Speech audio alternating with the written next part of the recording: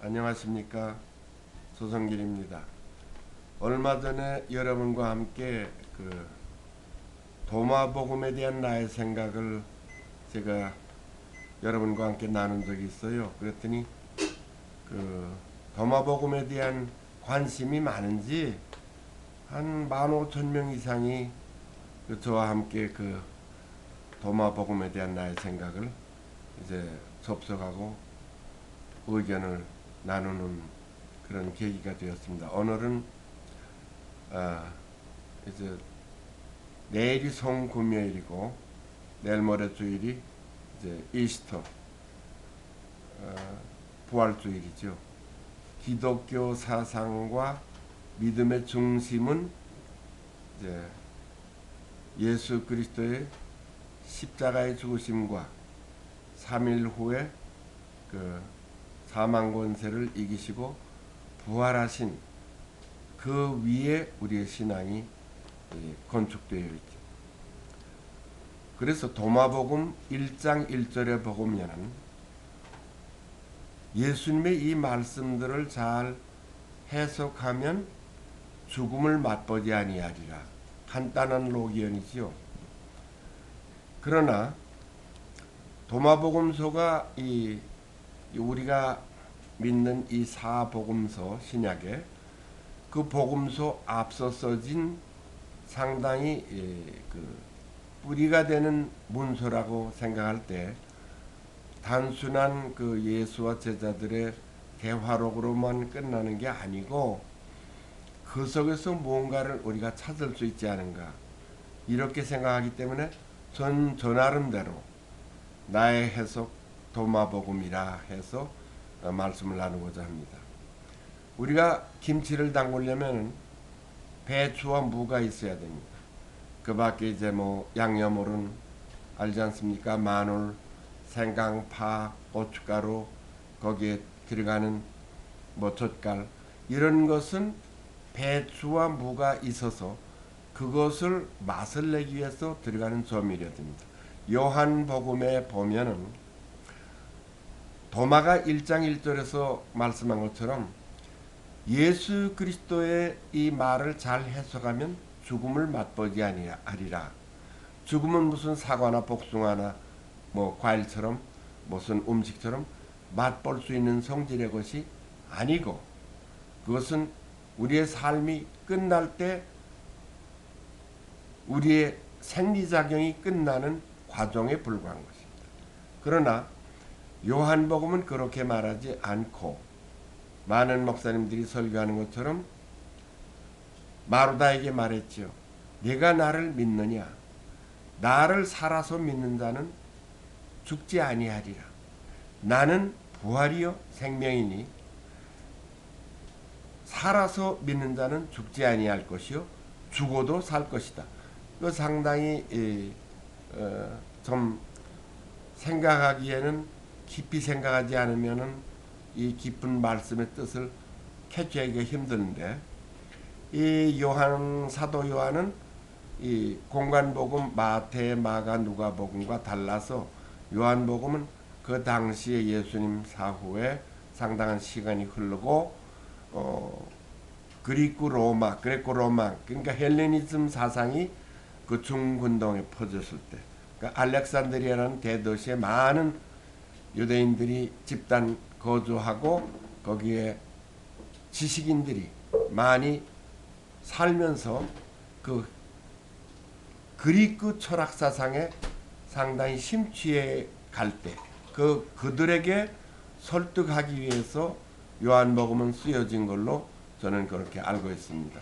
따라서 요한복음은 상당히 유대의 지식인들 대상으로 쓰여졌기 때문에 태초에 하나님과 함께 말씀이 계셨고 그 말씀이 하나님과 함께 계셨고 말씀이 육신이 되어 이 땅에 예수 그리스도로 왔다. 그걸 누가 그런 상당히 철학적인 사상으로 사변적인 말씀으로 시작한 것을 그렇게 쉽게 이해할 성도들은 많지 않지요. 그러나 목사님들은 많이 그것을 주제로 예수 그리스도가 이 땅에 오신 참 생명이요 빛이요 우리 속에 생명을 주시니도 그분이요 우리 속에 참 빛이 되시는도 그분이다.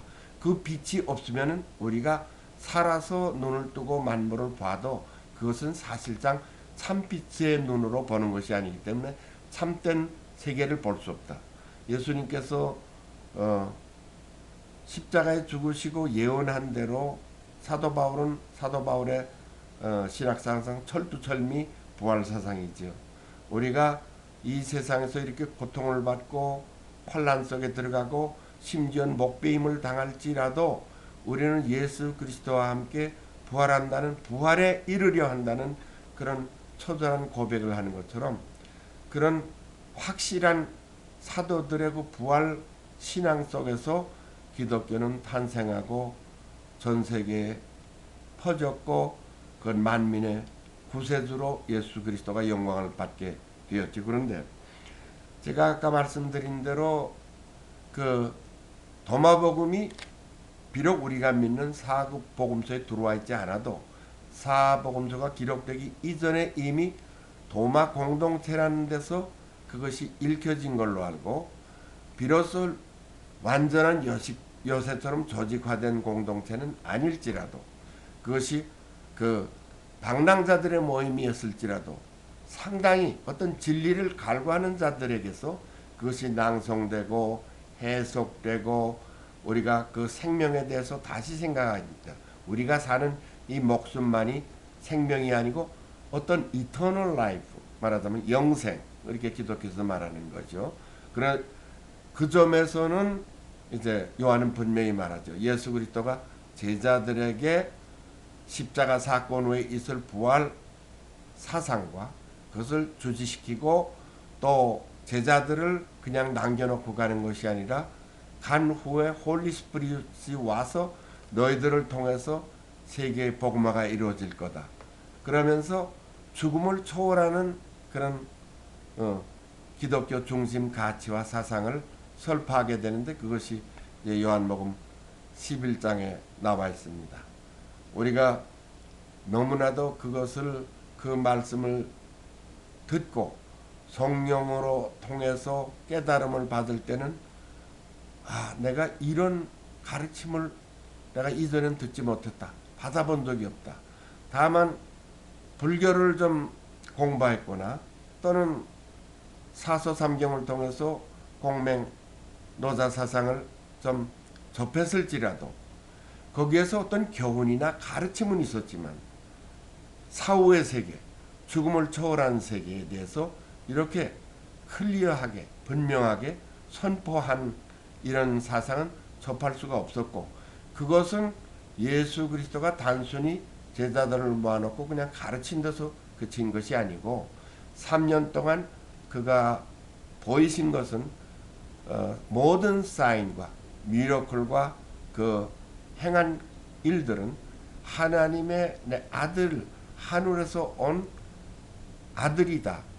만민을 죄 속에서 구원하시기 위해서 왔을 뿐만 아니라 참 생명을 잃어버린 인간에게 리터널 라이프가 되는 참 생명을 리스토어 해주고 너희 속에 뉴 라이프 새로운 사람을 심어줘서 그것이 비록 육신은 썩어져서 죽을지라도 내 속에 심겨진 참 생명은 예수 그리스도로 보혈로서 씻겨진 구원함을 받은 사람들에게 주어지는 신의 은총이요 신의 은혜요 어메이징 그레이스다. 이것을 말씀하고 싶습니다. 이것은 사실은 믿는 사람 믿지만 대부분은 믿지 않지 않습니까? 대부분 그렇습니다. 죽어봐야 알지. 그런데 그거 죽어봐야 안다는 것도 그것은 대단히 허무주의 같은데 그건 허무주의도 아니고 그것은 깊이 자기 라이프에 대해서 생각하지 않는 사람들이 던지는 그냥 간단한 비유에 그치죠. 바울이 소돔과 고모라에서 롯의 가족을 구하려고 할 때 그 사위들은 다 비웃었어요. 이 세상들은 진리와 가치에 대해서 깊이 생각하려고 안 하고 그냥 단순히 비아냥, 비웃음으로 끝나요. 대단히 참 어떻게 생각하면 그 상실한 마음대로 내버려둔 자, 그 위험한 표징들을 우리가 보게 되죠.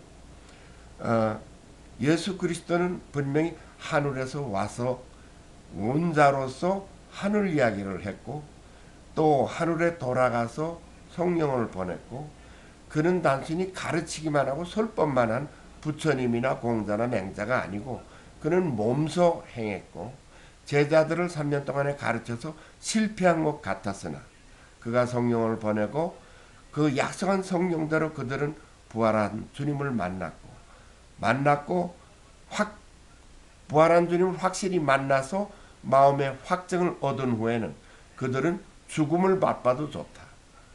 그 후에는 죽음의 쓴 잔을 주님께서 십자가에서 이미 맛봤기 때문에 우리는 주님을 통해서 죽음을 경험하지 않고 육신은 잃어버릴지라도 영생에 들어갈 수 있다. 이것은 우리 기독교의 핵심 가치며 중심 사상이며 우리가 믿는 믿음인 줄 압니다. 단지 아는 것으로 끝나는 것이 아니라 이 믿음은 성령께서 주셔야만 믿는 것이고 이것은 과학적인 얘기도 아니요 하나의 문학도 아니요 하나의 그냥 가르치는 하나의 인스트럭션도 아니요 그냥 깊은 베다의 철학 같은 그런 철학 사상이 아니고 이것은 그가 하나님의 아들이 아니면은 보여줄 수 없는 모양. 그러니까 인생에서 가장 무섭고 두려운 것이 무엇입니까? 울고불고 통곡하는 것이 무엇입니까? 사실상 죽음 아닙니까? 죽음 앞에서 울지 않는 자도 없고 떨지 않는 자도 없고 두려워하지 않는 자도 없습니다. 물론 죽음에 대해서 생각 나름으로는 죽음을 초월하겠다고 여러 가지 방법을 쓰는 사람도 있지만 그런 것이 아니고 우리가 정말 인생의 가장 두려운 존재 이런 사망의 두려움을 이기고 승리하신 그 십자가 사건은 우리가 도마복음에서 죽음을 맛보지 아니하리라. 그런데 문제는 이 말씀을 잘 해석해야 된다는 거예요. 잘못 해석하면 신천지가 되고 문선명이가 되고 박태선이가 되고 온갖 이런 이단 종파들이 수도 없이 나오지 않습니까? 그것은 같은 성경을 놓고 해석하는 데 따라서 그것이 죽음을 맛볼 수도 있고 죽음을 승리할 수도 있다는 거예요. 그것은 왜냐? 겟세마네 동산에서 예수는 그 죄의 잔이 뭡니까? 성경에서는 죄는 죽음이라고 그랬어요. 그 죽음의 잔을 마시기 위해서 눈물이 피가 되도록 울었다고 그랬어요. 그도 죽음이라는 것이 얼마나 쓴 잔이라는 것을 알았지만 그는 인류를 구원할 결심을 가지고 하나님의 뜻을 순종해서 하나님의 뜻이라면 내가 이것을 마시겠습니다. 그래서 절대자에게 순종하는 것을 인생들에게 보이시고 몸소 보이시고 십자가의 죽음을 친히 맛봤습니다. 그는 과연 죽음을 맛본 자입니다. 그러나 우리는 예수를 믿음으로 죽음을 맛보지 아니하리라. 그러나 그 맛보지 아니하리라 하는 전제는 가스폴, 이 복음을 정말 복음의 진수를 골수를 제대로 이해하고 해석하는 자에게만 해당되는 것이지 그것을 자존인수적으로 해석하는 많은 이단 종파들 또는 복음을 변질시켜서 사이비 복음을 만드는 이런 자들에게는 여전히 죽음의 맛은 죽음의 맛으로 남아있게 될 것입니다.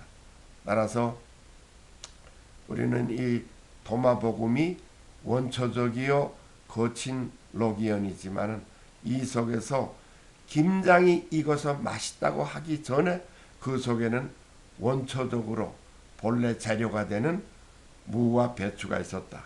따라서 도마복음 1장 1절은 장엄하게 가장 인생이 태클하기 힘든 죽음의 문제를 걸고 남은데 단순한 한 구절로 이 말씀을 깊이 해석하는 자는 죽음을 맛보지 아니하리라. 이런 장엄한 선언으로 시작되기 때문에 계속해서 도마복음 2장을 관심 있게 읽고 다음에 만날 기회를 갖겠습니다. 안녕히 계십시오.